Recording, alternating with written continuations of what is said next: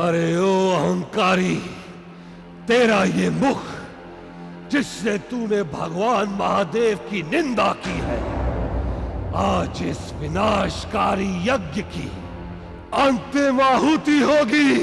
आहुति!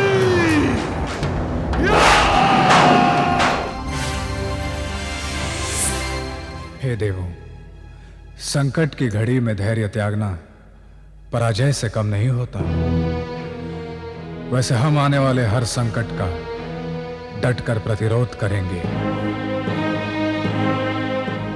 किंतु कोई नहीं जानता कि परिणाम क्या होगा। हे नारायण,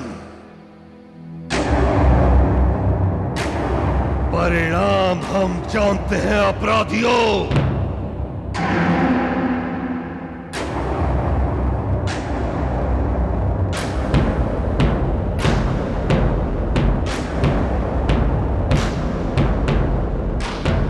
क्या हुआ महाकाल के अपराधियों? सूखे पत्ते की तरह क्यों कांप रहे हो? कौन हो तुम दोनों? हम महाकाल शिव का क्रोध हैं। हम माता सती के हत्यारों को दंड देने आए हैं।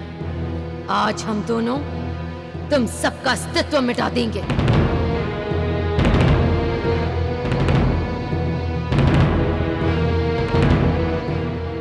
हे काली कंकाली, विलंब मत करो। माता के हत्यारों को दंड दो। इनके रक्त से अपना खप्पर भर लो, ताकि भविष्य में कोई भी ऐसा जघन्य अपराध न कर सके। आक्रमण! इस तरह माता के भक्तों, भगवान विष्णु ने महाकाल के क्रोध रूपी वीरभद्र और काली कंकाली का डटकर प्रतिरोध किया। वो किस तरह स्वामी जी?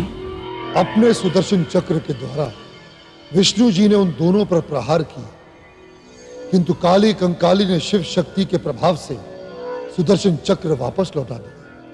क्या सचमुच ऐसा हुआ स्वामी जी? हाँ भक्तों, ऐसा होना ही था। महर्षि दधीचि के श्राप का फल ब्रह्मा जी और विष्णु जी को तथा रुद्र गणों का श्राप देवताओं को भोगना ही था।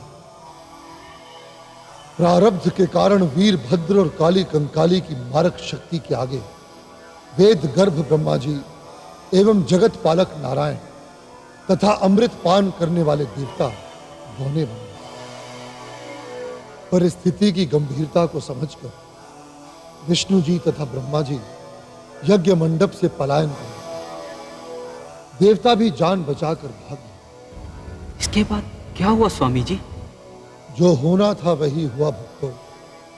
शिव द्रोही दक्ष, भृगु, पुषा और भग ऋषि महाकाल के क्रोध का ग्रास बन गए।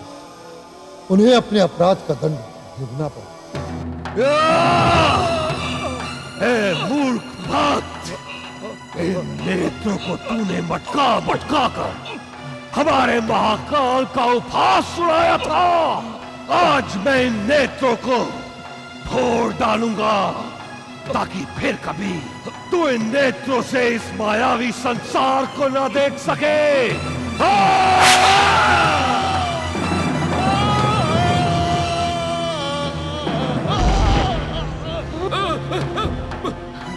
हे दुष्ट ऋषि,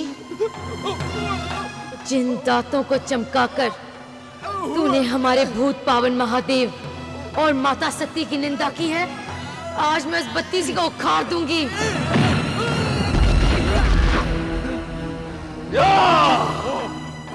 ए अपराधियों के मुखिया, आज मैं तेरी ऐसी दुर्गति करूंगा जिसे देखकर भविष्य में फिर कोई हमारे महाकाल का अपमान करने की मूर्खता नहीं करेगा।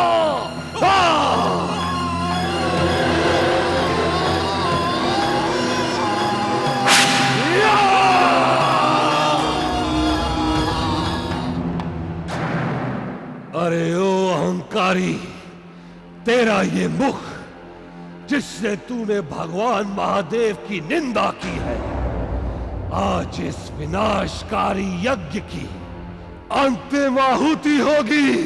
आहुति!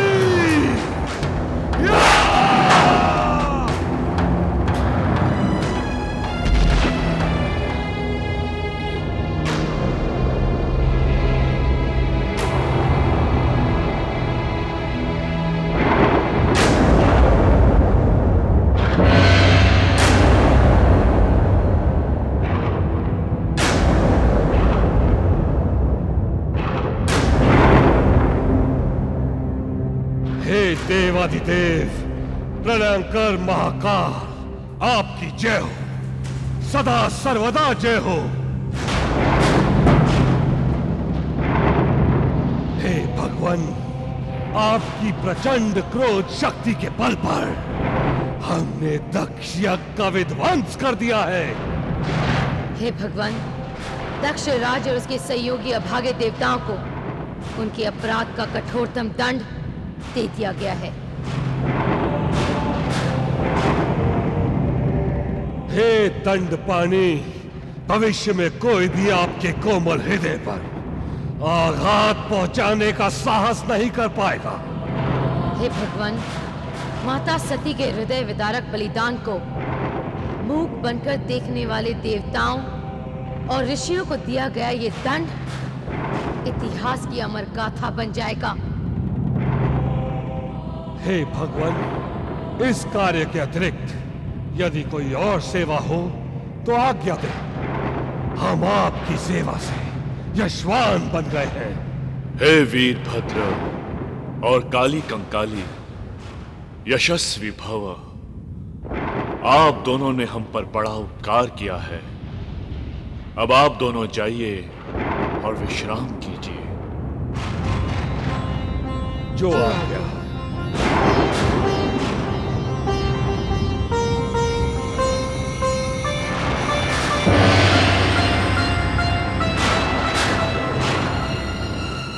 तो भगवान शिव के क्रोध रूपी वीरभद्र एवं काली कंकाली ने शिव द्रोहियों को ऐसा कठोर दंड दिया जिसकी कल्पना मात्र से कोई भी मूर्ख भविष्य में भगवान महाकालेश्वर शिव का अपमान करने का दुस्साहस नहीं करेगा। सभी अपमानित देवता प्राण बचाकर इधर उधर भागने लगे। उन्होंने दक्ष यज्ञ का बहिष्कार करने वाले देव गुरु बृहस्पति की शरण ली। हे देवों, जानबूझकर संकट को निमंत्रण देने वालों का जो परिणाम होता है वही आप सबका हुआ है। अब हम कुछ भी नहीं कर सकते, कुछ भी नहीं कर सकते। हे गुरुदेव, बीता हुआ समय अब वापस नहीं लौटेगा। जो हुआ वो बहुत बुरा हुआ गुरुदेव। हे गुरुदेव, हमसे जो शिव विरोधी यज्ञ में भाग लेकर भूल हुई है, कृपया उसका प्रायश्चित बताइए गुरुदेव। हमारी रक्षा का मार्ग बताइए गुरुदेव। हे देवों, इस संबंध में हम बिल्कुल असहाय हैं। शिव विरोध का प्रायश्चित तो केवल जगत नारायण ही बता सकते हैं। अतः आप सब उनका आह्वान करें। हे नारायण, रक्षा करो। हे भगवान, रक्षा करो। हे नारायण, रक्षा करो। हे भगवान, रक्षा करो। दर्शन दो भगवान, दर्शन दो।